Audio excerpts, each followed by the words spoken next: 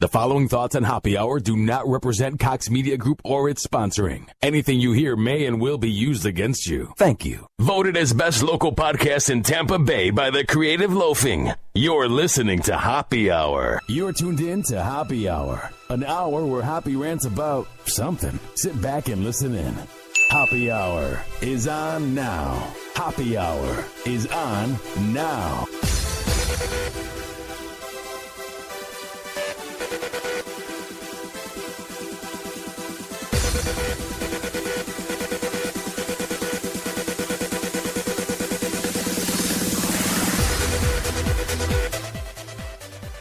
Yo, what's up? This is Happy Hour. I am your host, Ryan Hoppy, and for the next hour, my goal in life is to change the way you think about things. For the next hour, I want my opinion that I'm about to say. I want it to be your opinion when it's all said and done. That's the point of Happy Hour.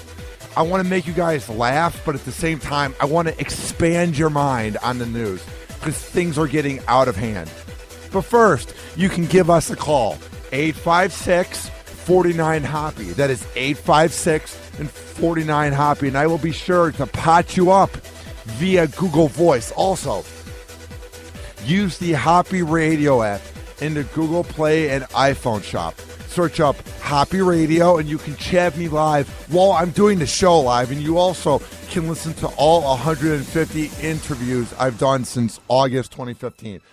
Also, tweet at me at Ryan Hoppy Radio, and I will be sure to see it in real time. We have so much to get into, but I wanted to give a shout out to somebody that I met through my internship at Toco Works in Ybor City with my guy Law Smith, a very funny Tampa comedian that has a really cool consultant company that I'm very honored to be interning at.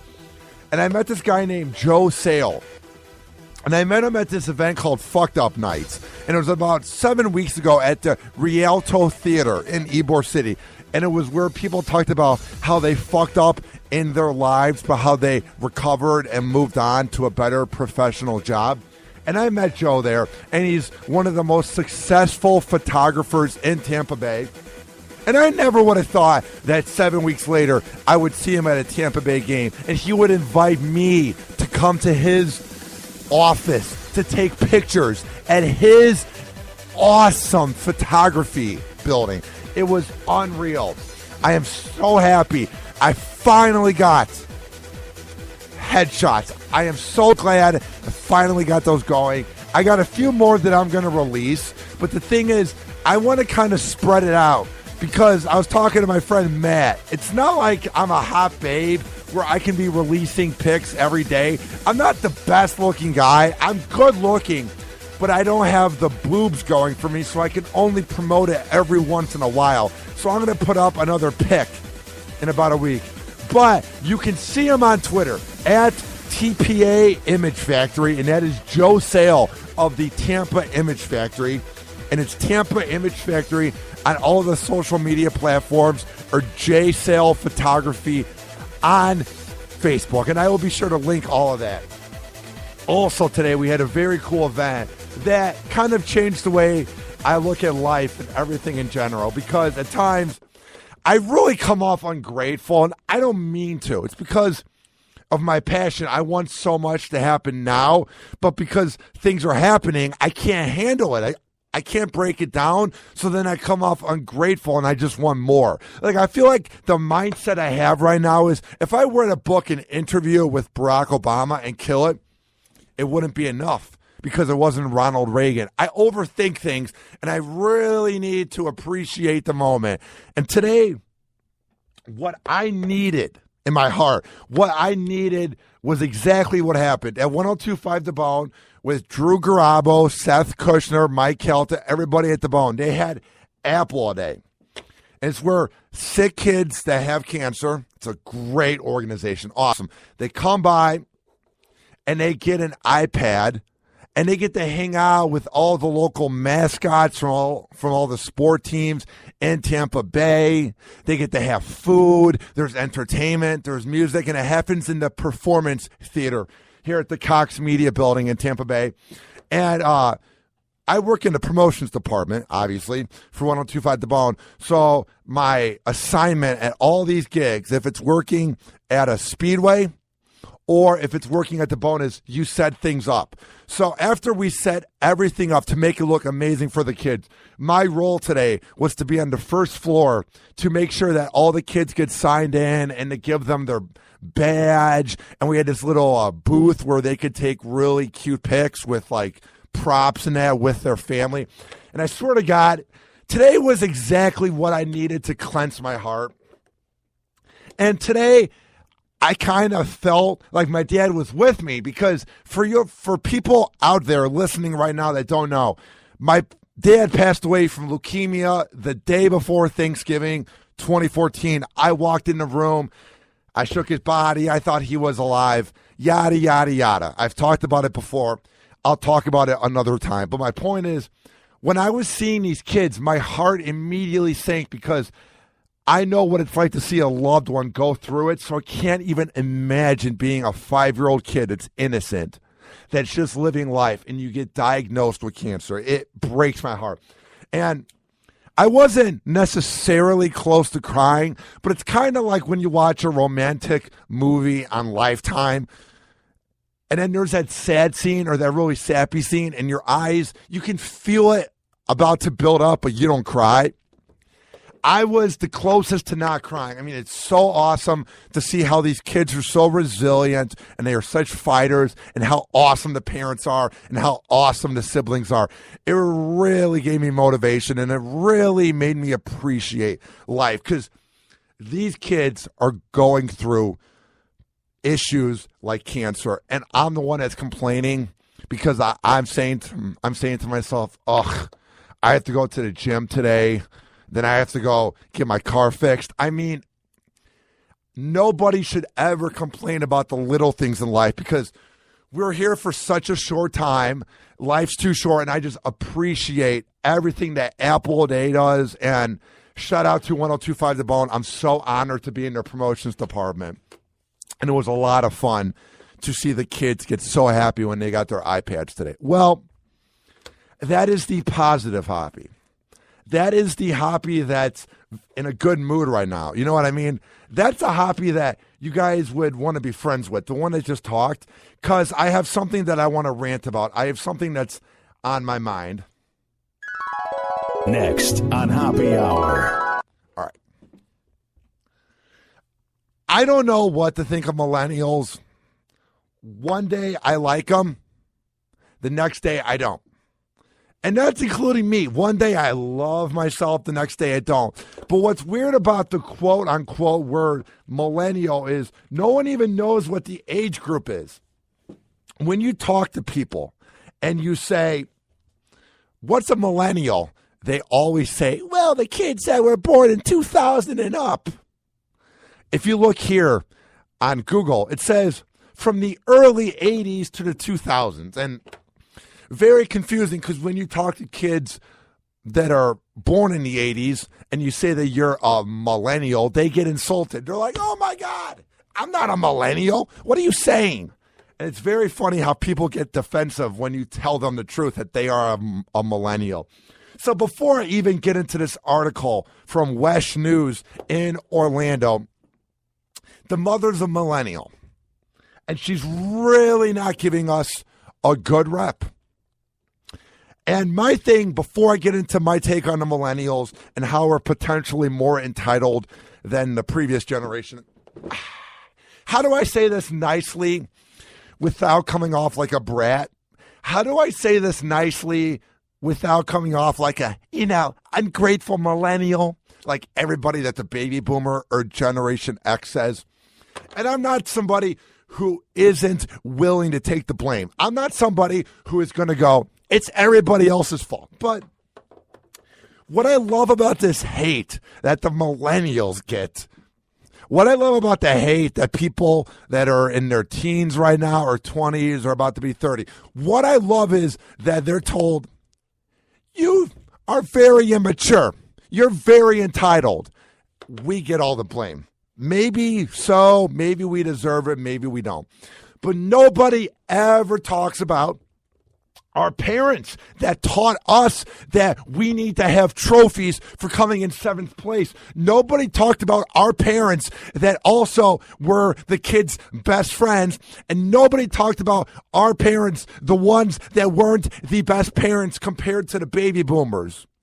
No generation is perfect. And I'm sick and goddamn tired of the hate that the millennials get. And I'm sure I'll get comments like, that's what a millennial would say. Fine. If having an opinion makes me a millennial, then kiss my ass. Ridiculous. We don't ever think about how Generation X or baby boomers were kind of best friends to their kids. We seem to kind of throw that out the window. Because I see this headline, and it's just, things are getting bad, and I can't figure out how bad they're getting. We're going to have to watch it play out in time with this next generation, the ones that were born in the 2000s, the ones that everyone thinks are millennials. All right. Mom says daughter held back for refusal to take FSA test, which is a test that all kids in elementary school in Florida take at the end of the year. And what did I just say? All kids at the end of the year. There's no exceptions. It's not like Susie McSusie Pants doesn't get to take it because she doesn't feel like it, or Robert doesn't want to take it. So, whatever. Welcome to the 4th grade. Just because you don't want to take it means that everyone else has to, because that's what happened. It doesn't explain if this 4th grader has bad grades. It doesn't explain if she has a learning disability and that the test would have been hard. But shame on this mother for suing the school because they are going to hold the kid back if she doesn't take the test. What type of precedent are you setting in 2016? This is why millennials get all the hate. This is why everyone rips into us, because of dirty, rotten imbeciles like you. And I'm sure you're a decent mom. You seem like a nice enough of a person. But that entitlement, when you're placing it into a 4th grader, they're not even in middle school yet. This isn't even time when they learn about sex ed. They're so young. When you're placing this entitlement that you can do what you want and get away with it, you're screwing them up for life. It's like giving a kid in a soccer tournament a big trophy for coming in 7th place. And oh wait, I got that in 2003. Oh, so infuriating. I mean, come on.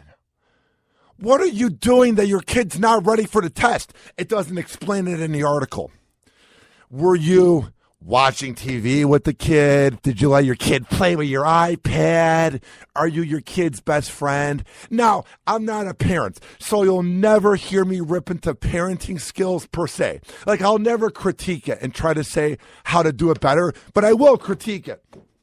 You need to be harder on your kid if you're willing to go to bat and say, my kid doesn't want to take the test, but she needs to go to 4th grade. It doesn't work that way in life. How do kids get into Harvard? I just don't want to take the SAT today. I'm a little hungover from underage drinking, but if you could just kind of pass along my ACT, I would love to go to Harvard. The entitlement that is going on. Maybe we're seeing it more because of social media, but the entitlement that is growing is infuriating. It's frustrating. It's getting really bad. All right, here is the headline news article. This is from Wesh TV in Orlando, and here is the news clip, rather, is what I meant to say. 856-49-HOPPY, that is 856-49-HOPPY. All right, here is the news link as they break it down on Happy Hour. According to her mother, 8-year-old Cameron Weaver is being retained to the 3rd grade at Wekiva Elementary because she opted out of taking the Florida Standards Assessment Test. They just want the score, and it's not fair to her. It's not fair to anybody else. Weaver claims earlier this year. Of course they want to score. They want to see how the kid learned that year and how to evaluate the teacher. Of course they want to score. That's the whole point of going to school, is to get good scores so then you grow up and you go to college and then you get work done in the office place. I couldn't go up to my boss, Mike Olivero, and be like, can you give me these hours? But I'll just come half the time and then just leave 2 hours left with the gig and leave the tent up. You couldn't possibly go up to your coach if you played sports and be like, can I play in the game? But I don't want to go to practice. That's what she's implying. Why should we have to take the test? Maybe the test is dumb. But not everything in life is going to be perfect. And what is the kid so afraid of? Has she not paid attention this whole year? Has she not been a good kid in school when it comes to grades, so she's afraid that she's going to fail it? What are you possibly getting out of suing the school? Rules are rules. Sorry, honey. Life isn't always fair. Sorry about that. Ridiculous. What precedent are you setting to your daughter? How do you look yourself in the mirror when you wake up in the morning and you brush your hair and you get your kid ready for school and you're saying, I'm making my kid an entitled little brat with the way I'm parenting? She instructed Cameron's teacher to assemble a portfolio of her daughter's work to serve as an alternative to the FSA. But why is your kid any different than any other kid where it should be like, just make them a portfolio? Every other kid will sweat it out and take the test. But no. You just take the portfolio.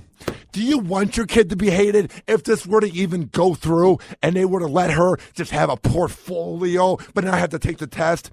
Do you want your kid to come off like an entitled brat where she won't have any friends because everybody will be jealous and envious of her? I'm just saying.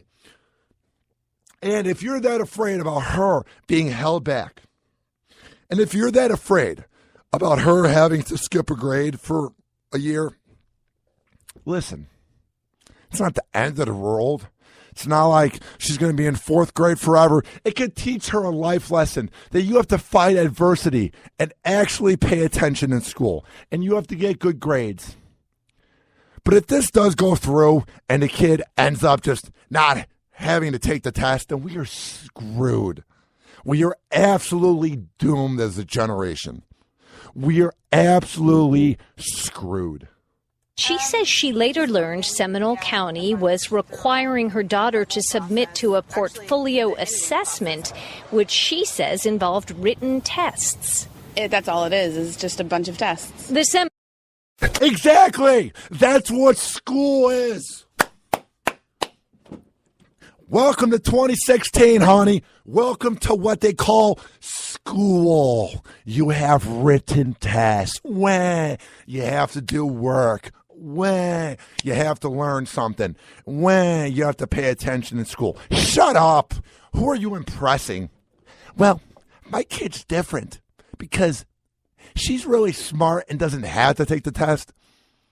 You're setting your kid up to just be the biggest brat that thinks that she's better than everyone, and that's just not a good look in life. Trust me. Seminole County School District would not discuss Weaver's situation specifically, but a spokesman did say the portfolio isn't a test in the sense of the FSA. For example, they read a passage and answer questions illustrating their understanding. The state requires students to show mastery of specific skills and standards to advance. Cindy Hamilton is the leader of a group called Opt Out Orlando. She claims some school districts are allowing third graders who opted out to advance based on their proficiency in the classroom alone. Well, those are the other schools. Sorry. Rules are rules. That would be like a radio host going on air and saying the S word, saying shit. And being like, but up in Canada, they can say shit, they can say bullshit, they can say shithead. Why can't I say that? Rules are rules, and some places are easier, some places are more lenient, so shut the hell up. And if you read the rules, if you read the statute, it all allows for alternative assessment. It gives the district a lot of leeway. It's not clear what will happen with Weaver's daughter. At this point, I'm trying to weigh out as many options as I have. Why don't you weigh out the fact that maybe you're a good mother when it comes to being a loving mother and being your kid's friend and having her back and loving every second of the kid. But maybe you're not a good mother when it comes to discipline and being the mean person in the room and, I don't know, being a parent. What do you need to assess? Your kid didn't pay attention in school. Your kid doesn't want to take a test. Does your kid have ADHD? You got to put in the work. It's ridiculous. Because an attitude like that is not going to go that far in life, you know. It's just infuriating that she would even go to the lengths to try to sue the school. I don't know. And it says here, they're just doing what the school says and what the rules are, and that the principal says, that's just the rules. Exactly. I can almost assume that the school probably is like, ugh, just give it to her. I don't want to even talk to her anymore. I bet she's the mom that calls and is like, you better be treating my kid right.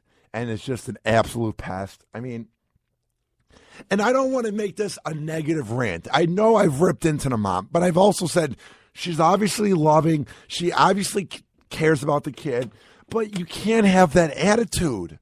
You can't be acting like your kid's shit doesn't smell.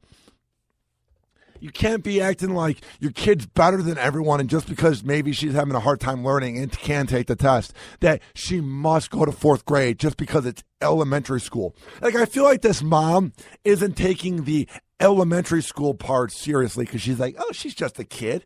It's not even high school yet. So in 8 years, when your kid has to take the ACT, are you going to be like, whatever? Can we just go to Harvard already? The entitlement is sickening. The entitlement is taking over the world. How do you look yourself in the mirror? Shaping up. Happy Hour. Happy Hour.